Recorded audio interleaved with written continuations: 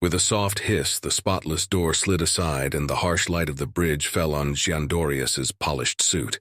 With a flick of his mind, the graviton repulsors in his suit propelled him forward, and he floated in a gentle parabola to his command throne in the center of the bridge, facing the main screen. Around him, the organized hustle of his well-trained crew performing the routine checks before a planet-devouring operation filled the clean air. His well-augmented eyes, which he had replaced hundreds of cycles ago with far superior implants, fell on the central bridge screen that showed their target.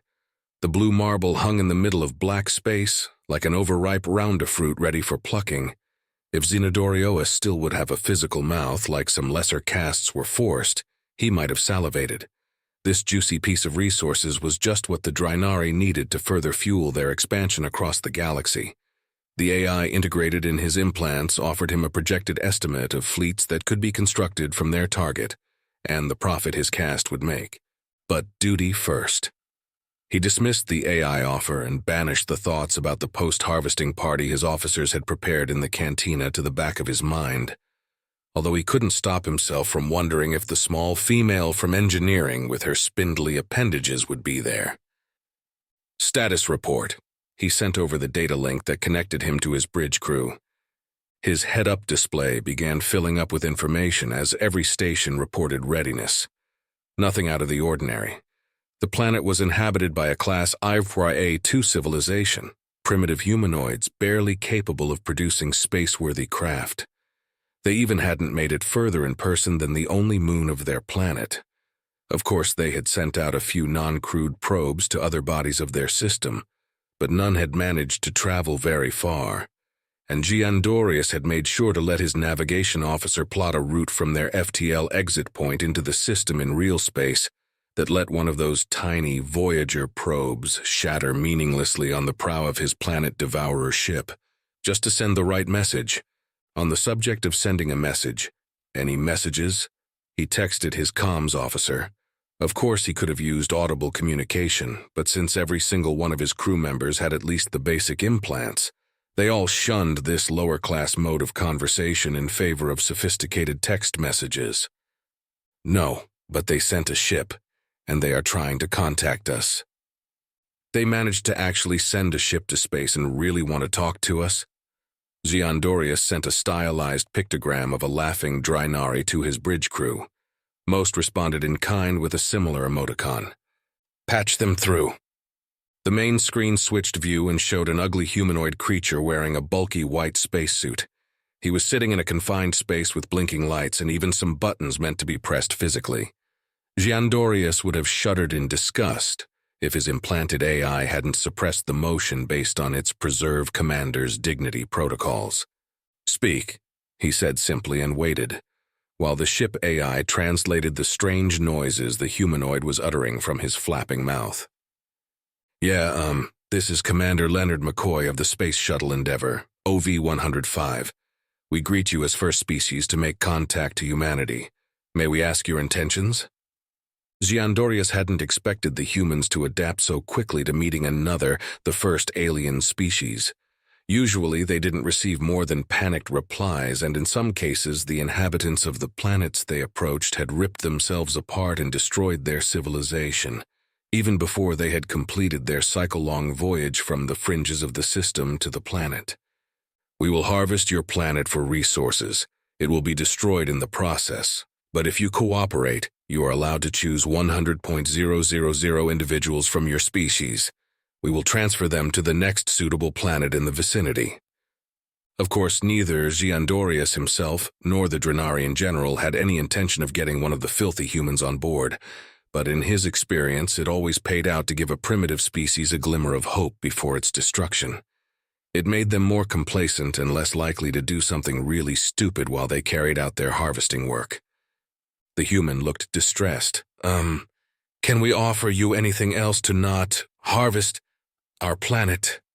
Stylized, laughing Draenari emoticons from his bridge crew flashed up on Giandorius's head-up display, and he confirmed every single one with an appendage-up reaction. What could you possibly offer? He asked. Access to humanity's collective knowledge? Do you seriously believe you know something that we don't? Well, no. But many of the resources of our species are thoughts and concepts, creations, data, very much data. If you are after our resources, you shouldn't let them go to waste. I send you the access protocols for our planet-wide datanet. Log in and take a look for yourselves. What a weird request. Xiandorius sent a question emoticon to his comms officer. We received a specification for a data transfer protocol. It's called HTTP. In fact, they do have a large planet-spanning data network. The storage capacity is rival to what we have on our ship. It could be worth to at least take a look at it before we scrap the planet. Xiandorius would have sighed in irritation on his officer's curiosity if his AI hadn't reprimanded him that such a reaction would be unfitting for a decisive leader. It also quickly calculated for him that scrounging the human's data network would offer a chance of at least 12% of finding something useful and possibly increasing his bonus in the process. Go ahead. Make the connection, he sent. At first, nothing happened. Then his HUD filled with status reports of the ship's AI processing and converting the first data packages pouring through the opened data gateway. On screen, he commanded. The screen buzzed, then the static cleared. A red-haired male human wrapped in white cloth moved in an erratic and weird way, while a rhythmic and screeching sound was playing in the background. Never gonna give you up, never gonna let you down, the AI translated. What is that? Xiandorius sent to his bridge crew and received a bunch of equally clueless emotions in response. He nearly missed the communication from the human spacecraft that the AI translated on a lower priority level. Ground control. They bought the rickroll. Repeat. The fish is on the hook. Release the kraken.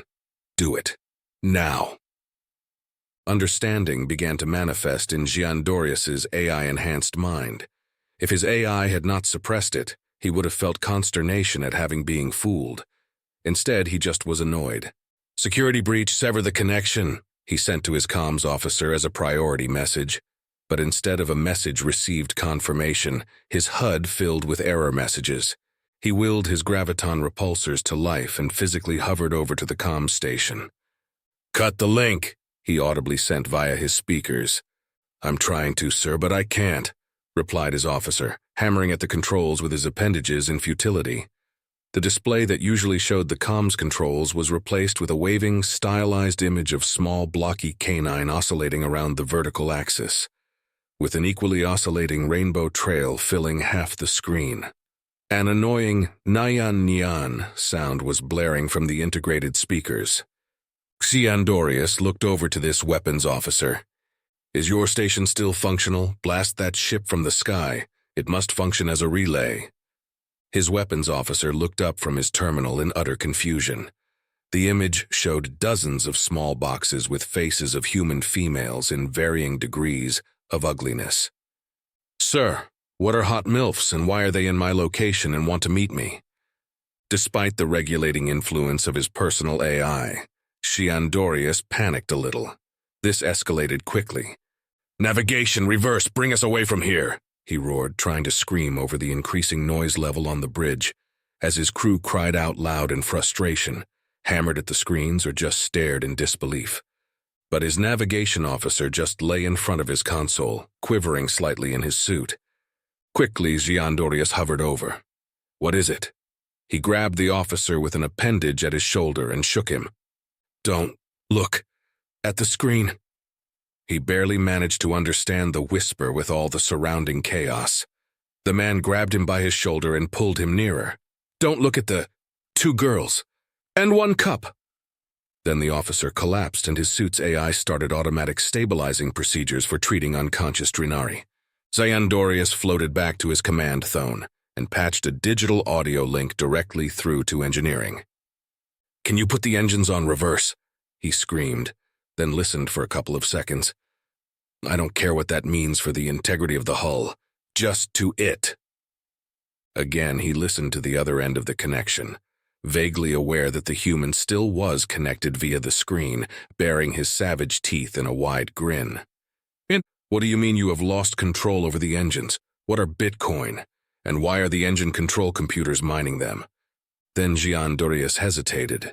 His HUD flickered as multiple images popped up without him requesting any data. Most of them showed humans in multiple stages of undress and with an increasing level of body contact.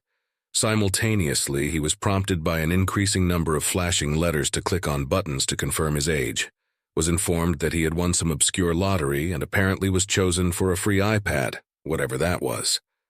Multiple installers for software packages opened in the background, and he felt his implants slowing down as more and more additional code was executed.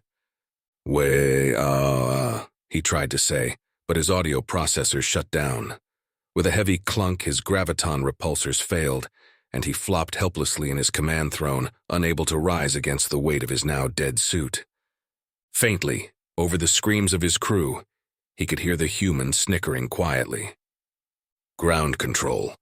Operation Filthy Interference seems to be a full success. Apparently, these aliens cannot cope with raw, unfiltered humanity. He listened for a moment. Roger. Attempting to dock and board. If we can tow this behemoth into a stable orbit and reverse engineer it, we'll have our own ships in no time. But let's add antivirus and firewalls, okay?